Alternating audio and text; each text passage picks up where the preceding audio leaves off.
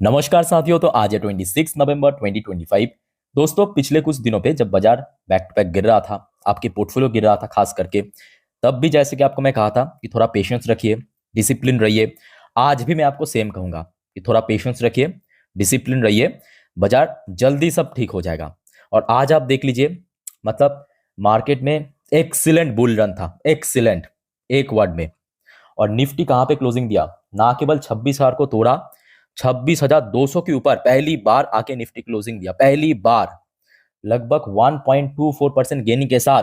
और आज तो बिल्कुल ये मत कहना कि आज आपके पोर्टफोलियो रिकवर नहीं किया, मैं मानने वाला नहीं हूं, क्योंकि आपको प्रूफ दिखा सकता हूं। आज ना केवल लार्ज कैप ब्लू चिप जो टॉप इंडेक्स है उसमें रिकवर हुआ, आज मेनली मैं कहूंगा मिड कैप में रिकवर हुआ, आज स्मॉल कैप में रिकवर हुआ, आज माइक्रो कैप में रिकवर हुआ, आज पीएसयू सेक्टर में रिकवरी हुआ। बहुत ज्यादा जरूरी नहीं है, बट हो रहा है ना, थोड़ा थोड़ा हो रहा है ना, हो जाएगा। बस थोड़ा पेशेंस रखिए, थोड़ा सा टाइम दीजिए मार्केट को, थोड़ा भरोसा रखिए, सब हो जाएगा ठीक। आज आप देखिए, ना केवल निफ्टी निफ्टी गेन किया, बैंक निफ्टी को आप क्या कहेंगे? बैंक निफ्टी आज फिर से अपना लाइफ टाइम हाई को टच किया, और जहां पे टच किया, मोस्ट इंपॉर्टेंटली उसी लेवल पे क्लोजिंग दिया बैंक निफ्टी 59,528 पॉइंट पे, 700% के ऊपर रैली, 1.20% ऊपर। आज ऑलमोस्ट सारी सेक्टर दोस्तों बुल रन हमें देखने को मिला। और एग्जैक्टली यही बात आपको मैं कल अलग अलग बहुत सारे वीडियो में दिया था। ये देखिए, ये कल रात की 12 बजे की वीडियो है। ये देखिए, खबर आखिर आ ही गया।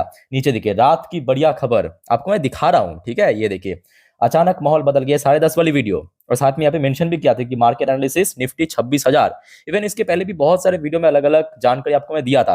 दोस्तों, बस एक ही रिक्वेस्ट आपसे है कि प्लीज फटाफट चैनल को सब्सक्राइब करके रखिए। आज भी ऐसे वीडियो आ जाएगा रात में, 10:30 वाली वीडियो, 12 बजे वाली वीडियो, जिस पर हम नेक्स्ट डे मार्केट प्रिडिक्शन करते हैं, पूरे दिन बाजार की अपडेट को देते हैं। मिस मत कीजिएगा, बस एक ही रिक्वेस्ट है, चैनल को सब्सक्राइब करके रखिए और पास में नोटिफिकेशन बेल आइकन को भी क्लिक करना, ताकि जब भी मैं वीडियो डालूं आप लोग के लिए तुरंत पहुंच सके, ठीक है।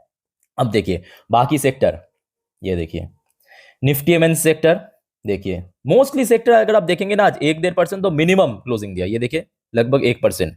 आज उसके बाद देखिए आपके मेटल सेक्टर देखिए 2%, पीएसयू बैंक लगभग 0.77%, पीएससी सेक्टर ये भी लगभग 1-1.5%, फार्मास्यूटिकल सेक्टर ये भी 1-1.5%, मीडिया सेक्टर ये भी 1.5%, रियलिटी सेक्टर लगभग 1%, सर्विस सेक्टर 1% के ऊपर, फाइनेंशियल सर्विस सेक्टर ये भी लगभग 1-1.5%, सीपीएस सेक्टर ये भी 1%। अब देखते जाइए, बस ये देखिए सीपीएससी सेक्टर के बाद ये देखिए एफएमसी सेक्टर, आईटी सेक्टर या ऑटो सेक्टर, कंजप्शन सेक्टर, ये देखिए bank Nifty, energy sector, mostly sector अगर आप देखेंगे आज 1%, 1.5% की रेंज में क्लोजिंग दिया। अब जो सबसे बड़ा सवाल यहां पे उठता है, क्यों, वाई? देखिए इसके पीछे बहुत सारे, मैं कहूंगा डोमेस्टिक फैक्टर भी है, बहुत सारे जियोपॉलिटिकल फैक्टर्स भी है। तो अगर हम रफली डोमेस्टिक फैक्टर को ऑब्जर्व करें, सबसे पहली बात यह है कि देखिए पिछले 2-3 क्वार्टर, खास करके मैं कहूंगा last year Q3, Q4, Q1 result week रहने के बाद Q2 हमने देखा थोड़ा सा बेटर रहा। तो मतलब Q3, मतलब अगले जो क्वार्टर आउट होगा उसके रिजल्ट और भी अच्छा हो सकता है, क्योंकि जीएसटी रिफॉर्म एक बहुत बड़ा एक्स फैक्टर। तो यहां से सबसे पहला किक मिला। दूसरे सबसे बड़ी बात क्या मालूम है? देखिए लास्ट डे बाजार में गिरावट जरूर हुआ था, बट एफआईएस की खरीदारी हुआ, ये भी आप इग्नोर नहीं कर सकते। लास्ट डे की मैं बात कर रहा हूँ, ये देखिए 25 तारीख, ये देखिए 25 तारीख एफआईएस ने 785 करोड़ की बाई किया था। और आपको मैं जैसे कि इसके पहले भी कहा था कि देखिए एफआईएस की इन्फ्लो होना चाहिए, तभी बाजार में एक सस्टेनेबल रिकवरी या ग्रोथ होगा, जो कि कल हमें देखने को मिला था। कल मार्केट की सेंटीमेंट खराब था, कल पोर्टफोलियो में गिरावट हुआ, ये जैसे सच है, एफआईएस इन्फ्लो आया, ये भी सच है। तो रफली अगर हम बात करें डोमेस्टिक मार्केट या डोमेस्टिक इकोनॉमी, सब कुछ ठीक ठाक यहाँ पे ग्रो कर रहा है। और इसी शुक्रवार के दिन आपको मालूम पड़ जाएगा कि भारत की Q2 की जीडीपी कितना है, ठीक है। तो वो अगर एक्सपेक्टेशन के हिसाब रहा तो आई थिंक बाजार में एक अच्छा गेन आपको आगे भी दिखाई दे सकता है। और आज आप देखिए निफ्टी 50 जो अपना लाइफ टाइम हाई 26,277, पता होगा आपको, सितंबर 2024 लास्ट ईयर टच किया था, उस रेंज के ऑलमोस्ट नजदीक पहुंच चुका है, ठीक है। तो देखिए डोमेस्टिक पॉइंट ऑफ व्यू से आपको मैं समझा दिया। अब बात करेंगे कुछ इंटरनेशनल फैक्टर, जो आपको मैं, ये देखिए कल रात की 12 बजे की वीडियो में अपडेट दिया था, Ukraine has accepted peace deal. ये देखिए रात 12 बजे की अपडेट, ठीक है। कुछ लोगों ने, आई थिंक आप लोगों ने देखा भी है, बहुत सारे लोगों ने नहीं देखा, तो थोड़ा बहुत देख लीजिए। अब ये जो पिछले 3.5-4 साल से ऑलमोस्ट ये जंग चल रहा है रशिया यूक्रेन के बीच, वो दोस्तों खत्म होने की कगार में आ चुका है। जैसे कि देखिए, ये आज सुबह की अपडेट आते ही मैं आपको इंस्टाग्राम में दे चुका हूं, आते ही इंस्टाग्राम में डाल चुका हूं मैं, ठीक है। तो दोस्तों आप में से कहोगे इंस्टाग्राम में हो, मुझे फॉलो कर सकते हो, मेरा जो इंस्टाग्राम हैंडल की लिंक आपको नीचे डिस्क्रिप्शन बॉक्स में मिल जाएगा। अच्छा, यहाँ पे देखिए क्या मेंशन किया है कि ट्रम्प से no deadline for reaching Ukraine peace deal, Russian making concession, keep is happy. भाई इसका मतलब आप समझ पा रहे हो ना, समझ आ रहा है आपको कुछ? आपको याद होगा, देखिए सबसे पहली बात एकदम स्टोरी वाइज समझिए, स्टोरी माफिक समझिए। सबसे पहले डोनाल्ड ट्रंप ये दोनों के सामने, यूक्रेन और रशिया दोनों के सामने एक प्रपोजल रखा कि ये है कंडीशन, अब आप एग्री कीजिए। रशिया सबसे पहले एग्री कर लिया क्योंकि रशिया देख रहा है भाई फायदा तो हमें मिलेगा। उसके बाद ट्रंप ने यूक्रेन को 27 मतलब कल बृहस्पतिवार तक का डेडलाइन दिया था, ठीक, कि उसके मतलब 27 के पहले आप एग्री करना है तो कीजिए, ना एग्री करना है तो नहीं कीजिए, ये यूक्रेन को कहा गया था। अब क्या किया रशिया ने, देखिए रशिया ने कॉन्सेशन किया, किस बात की कॉन्सेशन, कि छोड़ो यूक्रेन को डेडलाइन देने की जरूरत नहीं है, उसको एकदम शांति से डिसीजन लेने दीजिए यूक्रेन को। ये कौन कहा? रशिया ने कहा। आप पूछेंगे भाई रशिया इतना बढ़िया कब से हो गया, मतलब इतना सोचने कैसे लगा यूक्रेन के बारे में? तो एक्चुअली ये पीस डील अगर हो गया ना, सबसे ज्यादा बेनिफिट रशिया को मिलेगा। कैसे मिलेगा? इस पीस डील में या इस प्रपोजल में क्या मेंशन किया मालूम है? मान लीजिए ये यूक्रेन है, ठीक है, और ये वाला पार्ट पिछले 3.5 सालों से रशिया ने कब्जाया यूक्रेन से, ये वाला पार्ट, ठीक है। तो इस प्रपोजल के हिसाब से जो आज रशिया के कब्जे में है, जो पोर्शन यूक्रेन की, उसको रशिया ले लेगा। और ये क्यों रशिया के लिए इतना बड़ा जीत होगा मालूम है? क्योंकि यूक्रेन की अगर आप थोड़ा सा मतलब थोड़ा बहुत आप देखेंगे ना अंदर जाके, यूक्रेन में जो रेसिडेंशियल एरिया है वो है लेफ्ट साइड वाला पार्ट, ये वाला पार्ट, और ये वाला पार्ट जो है ना, ये इंडस्ट्रियल एरिया, यहाँ पे माइनिंग वगैरह होता है बहुत, यहाँ पे बहुत ज्यादा रेयर अर्थ मिलता है, ठीक है। तो जिस वजह से रशिया तो एकदम क्रीम वाला पार्ट ले लिया, तो इस डील के अनुसार रशिया को बहुत बेनिफिट मिलेगा। तो जिस वजह से रशिया कह रहा है कि ठीक है छोड़ो, डेडलाइन देने की आवश्यकता नहीं है, कॉन्सेशन हम देते हैं। और उसके बाद कि कीव मतलब आपकी यूक्रेन, वो भी हैप्पी हो गया भाई, चलो ठीक है, हमें थोड़ा बहुत आराम से डिसीजन लेना पड़ेगा, ठीक है। तो कहीं ना कहीं देखा जाए एक जियोपॉलिटिकल मैं कहूंगा फैक्टर भी है, जिस वजह से आज बाजार में इतने बढ़िया हमें रैली देखने को मिला। एक और रिपोर्ट आया, आप देखिए, US envoy advice Russia on how to pitch Ukraine plan to Trump. अब देखिए इसका मतलब जो यहाँ पे मेंशन है ऐसा नहीं है, ये इसका मतलब ये है कि देखिए बहुत जल्दी जो ये पीस डील को लेके ट्रम्प और पुतिन के बीच एक और मीटिंग सेट होने जा रहा है। तो उस मीटिंग की एजेंडा क्या रहेगा, कौन कौन सी मतलब चीज वहां पे डिस्कशन होंगी, कौन कौन सी एग्रीमेंट साइन होगा, वो सब यहाँ पे एडवाइस दिया यूएस एनवॉय ने रशिया को, ठीक है। तो मतलब कहीं ना कहीं देखा जाए एक ऑप्टिमिस्टिक सेंटिमेंट यहां से क्रिएट हो रहा है, पॉजिटिव सेंटिमेंट क्रिएट हो रहा है। सो एकदम क्लियर हो चुका है, क्रिस्टल क्लियर हो चुका है कि क्यों मार्केट में इतने, आई थिंक कि देखिए आज जैसा मार्केट था ना पिछले कुछ महीनों पे, आई थिंक कि शायद ही देखने को मिला। क्या दोस्तों आपका विचार है आज मार्केट के बारे में, प्लीज कमेंट करके बताइएगा।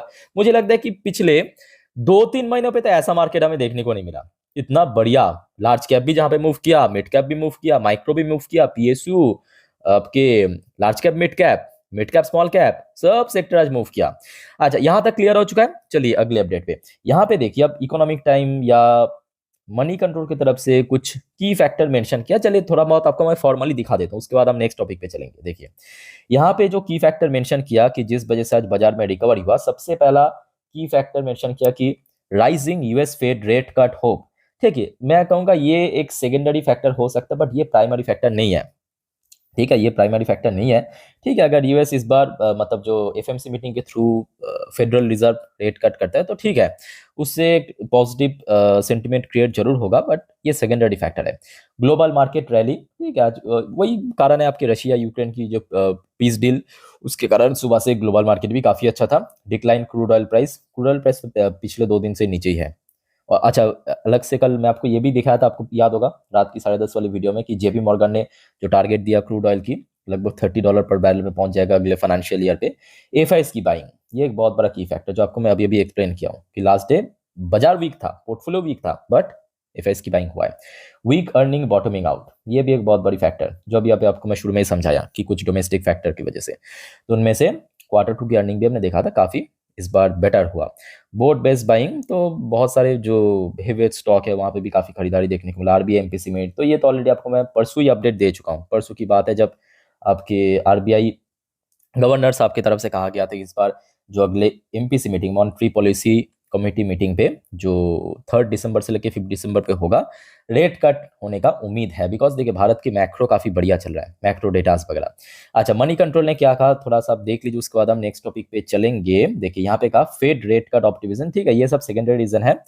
अच्छा, दूसरा point, F I is buying, same point ही मेंशन किया mostly, buying in heavy weight, brent crude below $63 per barrel, technical भी। अच्छा, मनी कंट्रोल में उतना खास कुछ मेंशन नहीं किया।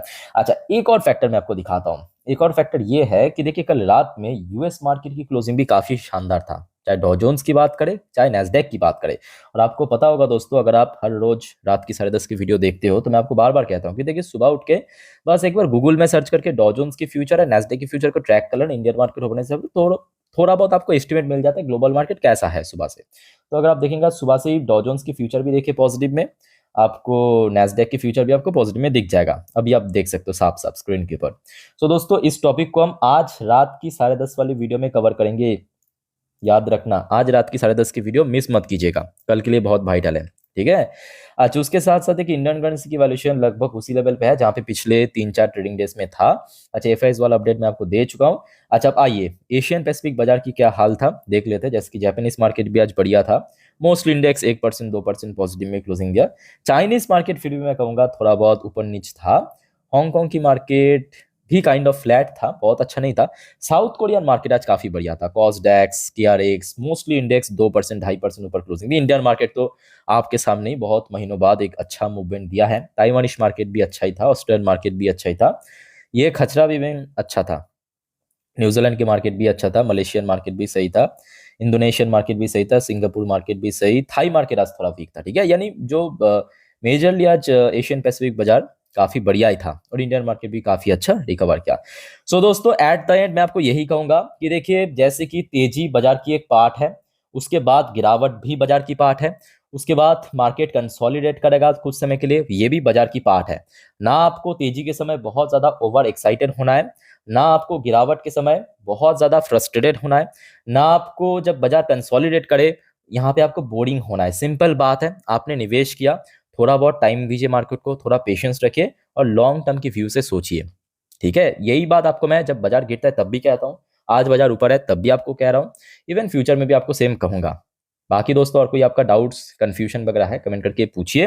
और जितना भी अभी अपडेट था ऑलरेडी आपको मैं दे चुका हूँ। अगले कुछ वीडियो में और भी कुछ इंपॉर्टेंट टॉपिक को लेकर हम चर्चा करेंगे, सो एक भी अपडेट मिस मत करना और चैनल को प्लीज सब्सक्राइब करके रखना ऐसे इन्फॉर्मेटिव वीडियो हर रोज पाने के लिए। मिलते हैं नेक्स्ट वीडियो में, टेक केयर, बाय बाय, जय हिंद।